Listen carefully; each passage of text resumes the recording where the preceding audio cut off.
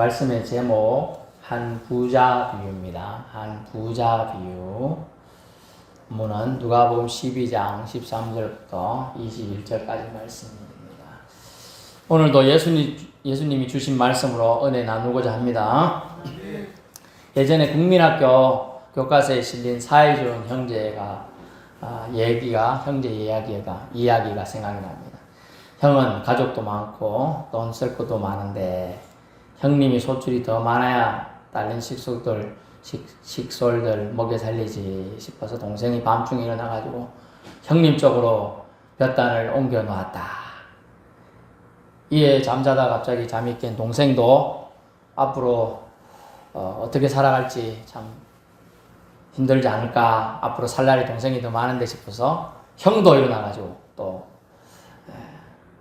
동생 쪽으로 볕단을 옮겨 놨다. 그 다음날 돼 보니까 왜 또 볕단이 똑같지? 이래가지고 몇 날 며칠 되다 보니까 또 밤에 또 갔는데 어느 날 밤중에 형제가 볕단을 서로 옮겨 놓다가 한복판에서 만났더라. 그러면서 밤중에 둘이 하면서 웃었다. 그 얘기예요. 형제들 간의 사이가 좋았다. 그 얘기가 이제 교과서에 예전에 실렸던 기억이 납니다. 근데 오늘 이제 그런 내용인데 조금 내용이 다릅니다만은 형제 간의 얘기이고 또 우리 인생들에서 일어날 수 있는 이야기입니다. 본문에 아마 유산이라는 단어가 나오는 걸 봅니다. 유산, 유업이라는 단어를 예전에는 썼더라고요. inheritance라는 영어 단어인데 그런 단어가 있습니다. 유산이라는 단어로 기록된 걸 보니 부모님이 돌아가신 후에 생긴 문제로 보입니다. 유산을 나눌 수 있는 것은 복이죠. 아무것도 없는 사람 있잖아요. 오히려 빚만 지어지는 사람도 많은데 나눌 게 있었어요. 그래서 유산 문제로 그런데 부모님 돌아가시고 다툰다면 부모님의 떡가는 좀 다르겠죠. 13절에 보니까 이렇게 돼 있어요. 무리 중에 한 사람이 이르되 선생님 내 형을 명하여 유산을 나와 나누게 하소서 하니 돼 있죠? 근데 1절도 보세요. 12장 1절. 성경 있는 분은 1절 보면 그동안에 무리 수만 명이 모여 서로 밟힐 만큼 되었더니 아멘. 무리 수만 명이나 모였어요. 빽빽하게 모인 거예요. 그 중에서 한 명이 용기 내서 지금 예수님한테 도움을 구하면서 나왔어요. 여러분 같으면 유명한 예수님이 앞에 계시다. 수만 명 중에서 한 명 용기 내서 나가는 우리 여러분이라 얼마나 대단해요. 그것도 그죠? 일단 주목이 받게 돼 있죠. 그러면 가서 무슨 질문할까? 근데 사람의 속에 가득한 게 나오게 돼 있어요. 마음에 품고 있는 것이 입에 나오게 돼 있어요. 그죠? 그걸 한번 생각하면서 한번 말씀을 잘 경청해 보길 바랍니다. 근데 이 사람의 질문은 뭡니까? 세상 대부분의 사람의 고민거리며 관심사인 돈 문제였죠? 재물 문제였어요. 무엇보다 유산 문제는 그 당시 랍비에게 가서 묻는 관습이 있었다고 합니다. 관습상 그때 당시에 히브리 유대인의 법안은 장자는 2배의 상속을 받았습니다. 장자는 2배의 상속을 받았어요. 신명기 21장 17절에 그래 나오고요. 이런 상속법을 모를 리가 없죠. 몰라요. 이런 거는 돈 문제는 똑똑합니다. 상속 시 분쟁이 생겼고, 그런데 그 상속 이외에 더 욕심을 부리려고 했음을 15절을 미루어 볼 수 있어요. 담심이라는 단어를 예수님이 사용하셨거든요. 근데 영어로 보니까 greed라는 거예요. greed, 욕심이 담겨 있다는 질문임을 말해주고 있습니다. 13절. 그래서 아마 말씀을 들으러 왔다기보다는 이 재산 문제를 고민하다가 예수님께 나가면 모든 문제 해결된다더라 이런 소문을 듣고 아마 나간 걸로 보여요. 13절 하반대 선생님 내 형을 명령해가지고 유산을 나와 나누게 하자. 아마 형도 그 옆에 있었던 것 같아요. 여러분 재산이 3개라면 2대1 2개 해가지고 동생 하나 주면 되죠. 그럼 재산 2개면 어때요? 안 줘야죠. 안 줄 것 같아. 이런 문제를 생각해 본 거예요. 못 준다 했을 수도 있겠죠, 사실은. 근데 예수님이 뒤에 하는 비유가 한 부자 비유라는 비유를 들었어요. 그러면 이미 기본적으로 동생도 부자임을 알 수가 있어요. 그 단어를 미루어 보면. 한 가난한 자 비유를 안 했잖아. 한 부자 비유를 했거든요, 지금. 그래서 그들 형제에게 말씀을 한 명한테 말한 게 아니에요. 그들에게 말했다고 돼 있잖아요. 그들에게. 그죠? 그래서 단어를 잘 봐야 돼. 그에게 이르시되 아니고 그들에게 이르시되. 그러면서 주님은 말씀해 주십니다. 이 사람아 누가 나를 너희 재판장 물건 나누는 자로 세웠느냐 하시고. 그죠? 그러고 나서 그들에게 말하는 겁니다. 삼가 모든 탐심을 물리치라. 사람의 생명이 그 소유에 넉넉한 데 있지 아니하니라. 아멘. 우리는 생명이라면 자꾸 영어로 얘기해 죄송한데 이해를 돕기 위해서 얘기하는 거예요. 영어. life라는 거예요. life. 생명이. 근데 이걸 좀 더 들어가면 soul. 사람의 영혼이 물건 이런 데 넉넉한 거하고 상관이 없다는 거예요. 그걸 얘기를 주님은 해 주시고자 하는 거예요. 이 형제, 동생이 나와서 한 거는 자기 세상적인 물건이나 재물 이런 걸 더 가지면 좋을 거라고 생각해서 나왔지만 그런 질문을 던졌지만은 주님은 그것과 상관없는 생명, 참 생명 뭐예요? 참 생명 뭐예요? 예수님. 예수님이 지금 옆에 있는데 참 생명 예수님에 대한 본질은 신경 안 쓰고 육적인 자기 욕심을 채우는 거에 그는 혈안이 되어 있는 거예요. 둘 다 사실 그래요. 둘 다기 때문에 나중에 그들에게 말하는 거예요. 디모데전서 6장 10절에 있나요? 봐봐요. 돈을 사랑하니 일만왕의 뿌리다. 일만 악의 뿌리예요. 돈이. 이것을 탐내는 자들은 미혹을 받아 유혹을 받는 거예요. 저걸로 사탄이 그 사람을 넘어뜨린다는 뜻이에요. 유혹이란 말은. 그리고 믿음에서 떠나기도 한다. 저것 때문에. 어떻게냐? 형이 있는데 믿는 사람이 또 해. 동생 심지어 나눠주라는데 유언까지 했어. 그래 네가 조금 잘 사니까 동생 좀 나눠주라는데 안 나눠줘. 두 사람 믿는데 동생은 안 믿었어. 근데 형이 믿는다는 사람이 안 나눠주네. 형이 믿는 하나님 나 안 믿을래. 그렇게 했죠. 그래야 되는 거예요.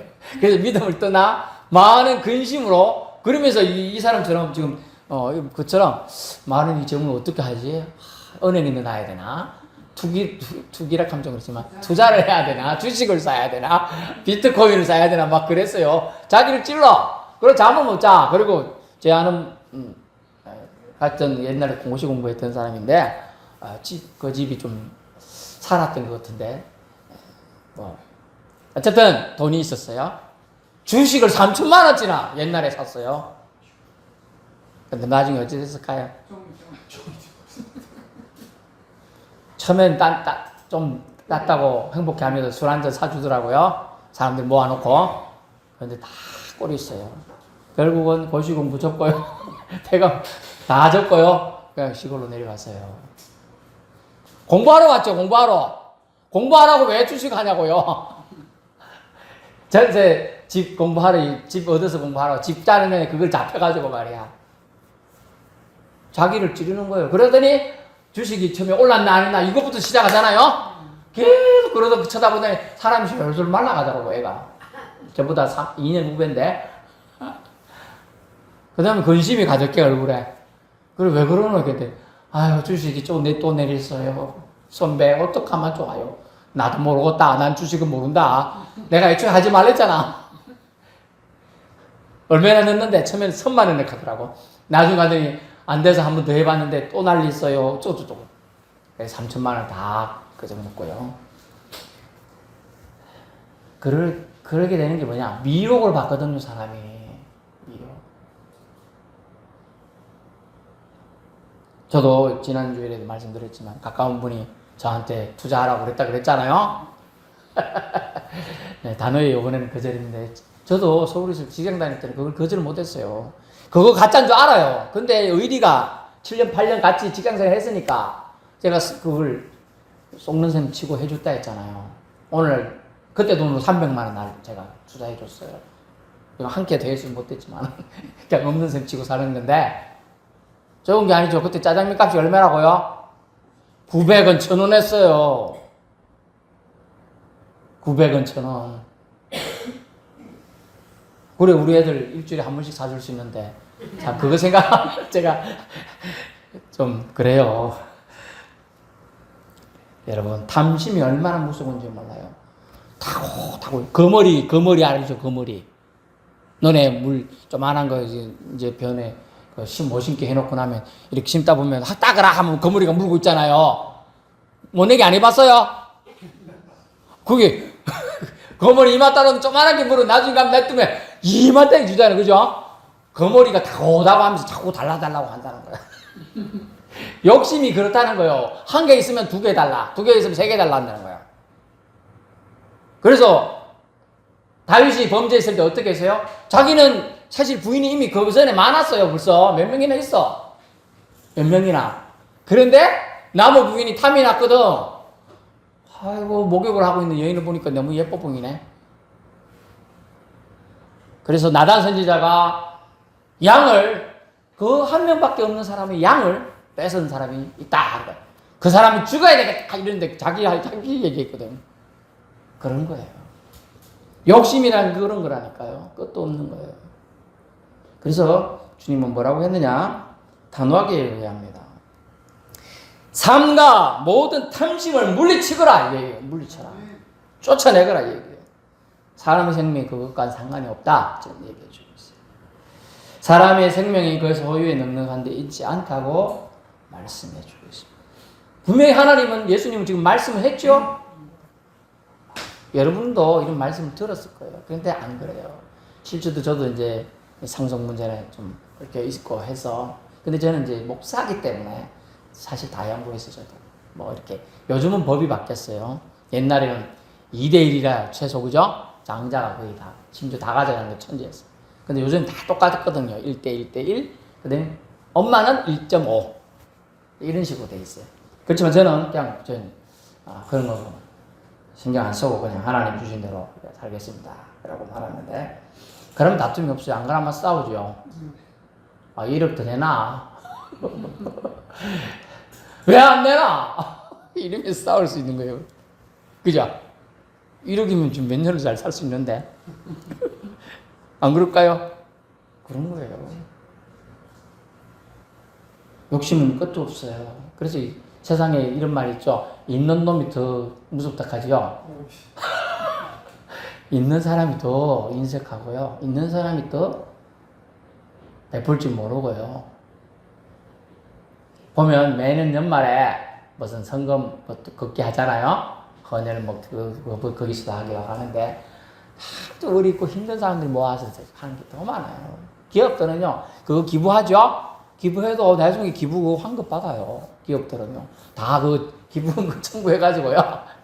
손해 안 봐요. 기업들은 절대. 보기에는 저 기업이 10억을 기부했느니 몇 억을 내놓으니까 이러지만요. 나중에 저 세금으로 다 돌려받거든.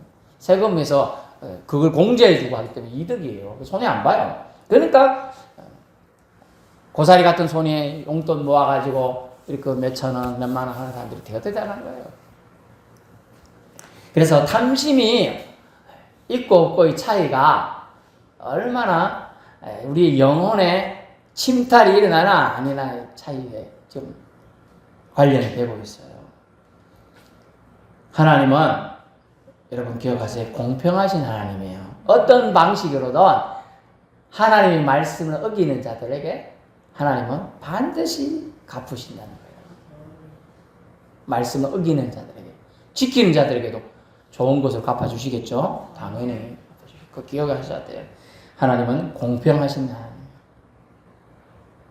불공평한 일을 해결받기 위해 지금 이 동생은 예수님께 나와 도움을 요청했을 수 있겠습니다.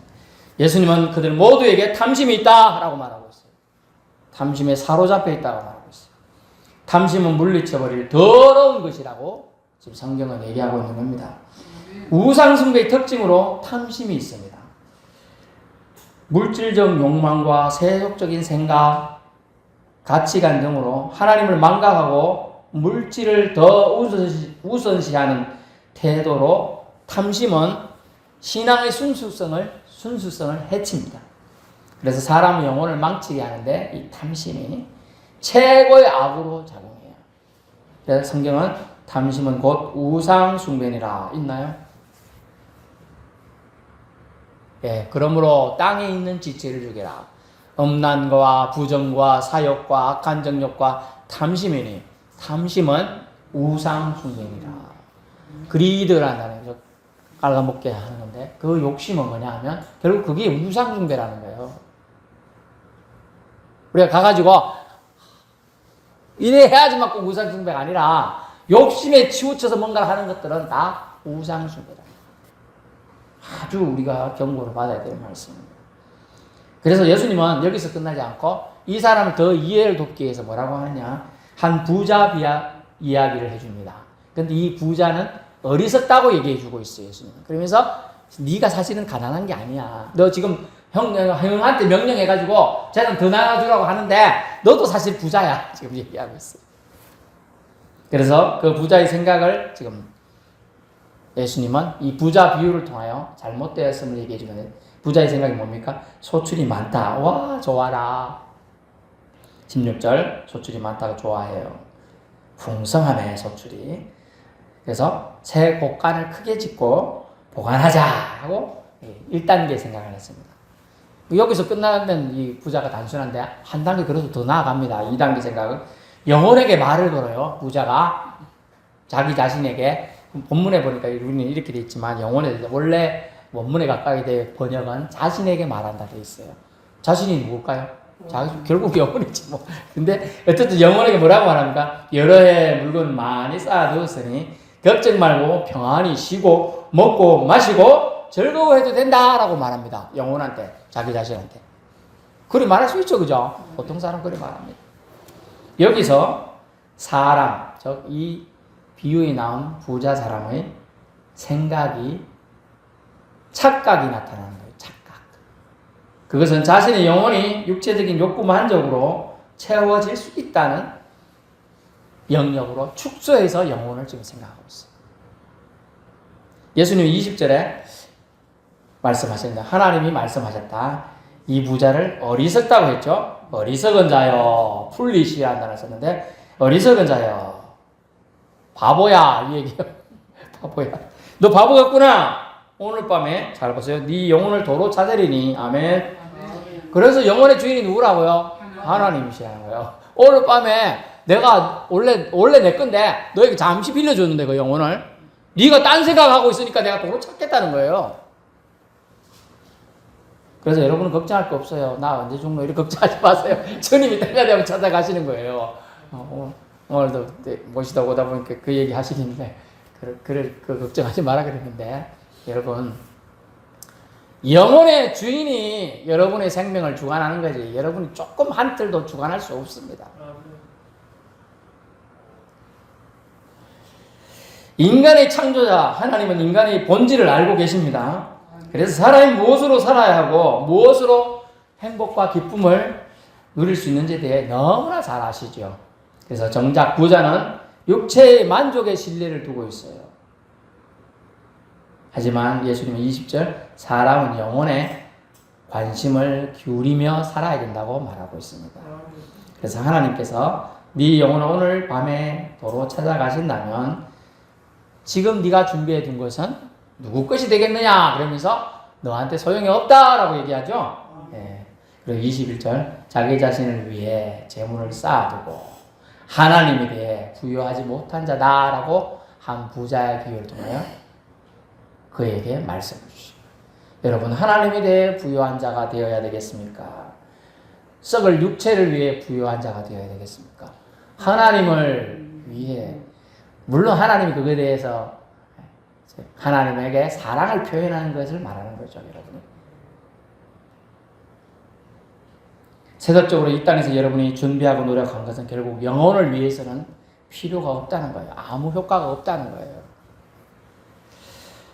차라리 한번 저는 이렇게 생각해요. 소자에게, 저 어린이에게 냉수 한 그릇 떠주는 거 행동, 또 나그네를 외면치 않고 나그네나 거지, 이방인들 국밥 한 그릇 사주는 거, 그리고 벗은 자에게 외투 한 벌 입혀주는 거, 손 시려서 호호 불고 있는 자에게 장갑 한 짝이라도 주는 거, 오히려 이것이 영혼을 위해 부요한 행동일 것이라 생각을 해보았습니다. 하나님이 사랑하신 사람에게 사랑을 전달하는 것, 이것이 하나님에 대해 부요한 행동이라는 거죠. 그래서 예수께서는 재물 문제로 형제간의 다툼이 생긴 자들에게 돈 때문에 형제간의 의가 손상되어 관계가 깨뜨려지는 것은 하나님이 원하시는 것이 아니라는 거예요. 그래서 우리는 영혼을 위한 행동이 아님을, 이것은 결국 하나님 나라와는 전혀 상관이 없는 육체의 일이라 말하고 있어요. 그래서 좀 어려운 말이지만 살리는 것은 영이니 육은 무익하니라, 그런 말씀이 있습니다. 그래서 영혼을 위한 효력 있는 준비를 지금 네가 하고 지금 와 있느냐 이 얘기죠. 여러분은 수만 명의 모인 사람들 중에, 지금 우리 지구로 따지면 수십억 명의 사람 중에 여러분 그래도 하나님께 나아온 자들입니다. 그런데 여러분이 많은 질문들이 있을 수 있겠는데, 영혼을 위한 차라리 질문이 된다면 얼마나 영적으로 성숙이 일어나겠습니까? 물론 어떤 사람, 부자 청년이었던 아주 관리에 있던 사람이 와서 물었죠. 하나님이랑 어떤 선생이요, 뭐 이렇게 말할게, 주여라고도 말할 수 있겠지만 랍비여 말할 수 있어요. 내가 뭘 해야 영생 얻을 수 있습니까? 라고 서기관이 그러겠죠. 아주 똑똑한 질문이에요. 그렇지만 여러분, 말씀을 받았어도 그걸 실천 못하고 하는 부자 청년도 있잖아요. 또 서기관도 있잖아요. 받았어, 분명히. 영생을 왜 뭘 합니까? 뭘 해라 그랬대. 부자 청년한테 뭐라고? 네가 갖고 있는 재물 팔아가지고, 그죠? 나눠주고 날 따르라 그러는데 못하잖아요. 여러분, 말씀은 말씀이고 내 삶은 내 삶이라 생각하는 게 보통 사람이에요. 저 역시 그래요.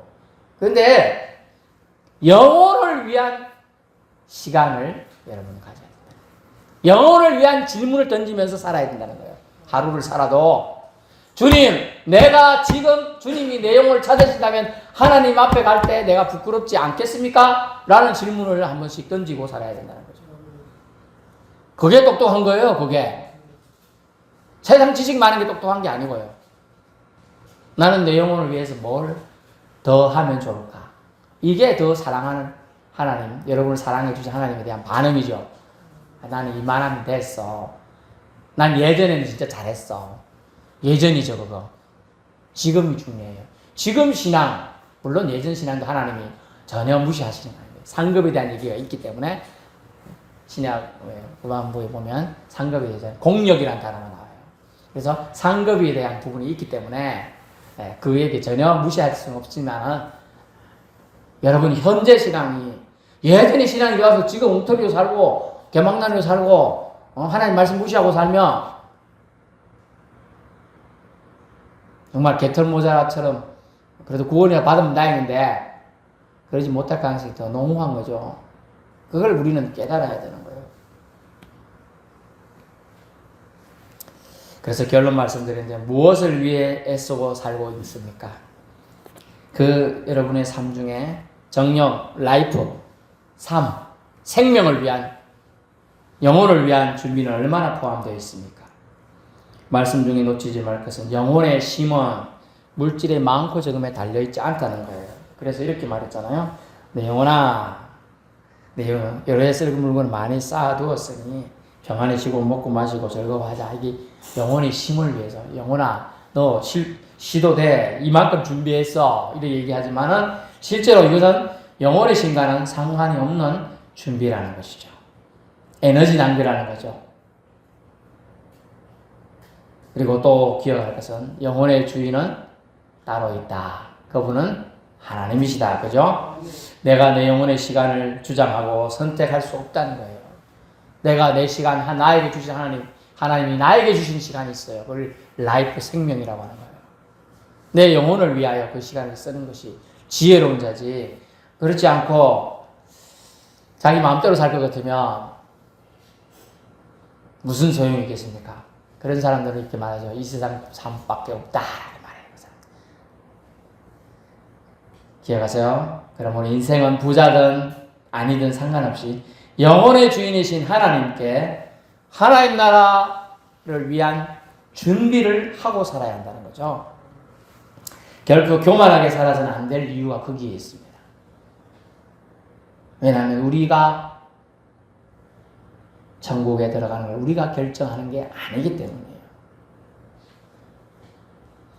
본문에서는 예수님에 대한 오해한 사람이 나와 예수님을 재판장이나 물건 나누는 자로 의식해서 도와달라고 말하지만은요. 예수님은 이 세상 문제로 영적인 문제를 잊고 사는 사람에게 지금 아주 중요한 조언을 했어요. 첫 번째는 영혼의 문제가 제일 중요하다 알려주셨고, 두 번째는 영혼의 주인이 하나님이시다라고 알려주셨습니다. 그리고 하나님께 대해 부요한 일이 최고로 중요하게 지금 네가 이 땅에 살아갈 때 해야 될 일이다라는 거죠. 부요가 뭡니까? 풍성하다는 거죠. 하나님께 대해 풍성한 일이다. 이제라도 말씀을 마음에 새기고 깨달을 수 있기 바랍니다. 하나님이 기뻐하지 않으실 것은, 따라해보세요. 하나님이 기뻐하지 않으실 것은 어떤 일도 탐심에서 비롯되었다. 네, 욕심에서 비롯되었다. 영혼의 심은 재물의 넉넉함과는 무관합니다. 그렇다면 영혼의 심은 하나님과의 관계에 달려있다는 것이죠. 그래서 생명, 영혼의 강건함을 위한 준비를 하여야 지혜로운 자입니다. 아멘. 탐심에서 비롯된 육적인 마음을 내려놓고 하나님 생각, 순종하는 것을 위한 영혼의 준비를 할 수 있기를 축원합니다. 기도하겠습니다.